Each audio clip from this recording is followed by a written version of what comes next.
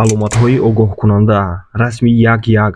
гузаргоҳи роҳи оҳан бо ғафчӯб яъне ба монанди пост барои ронандагон хеле ҷойи хатарнок аст. Дар гузаргоҳи роҳи оҳан чандин садамаҳои нохуше ба амал омадааст, ки ҳатто ба марг ҳам дучор гардидаанд. Ин аломат ҳамчун огоҳкунанда дар маҳаллаҳои аҳолинишин дар масофаи 50-100 метр аз роҳи оҳан ва аз маҳаллаҳои аҳолинишин берун дар масофаи 150-300 метр гузоштаву ва наздик шудан ба роҳи оҳан боз як тои дигар дар масофаи 50 метр аз он гузошта мешавад.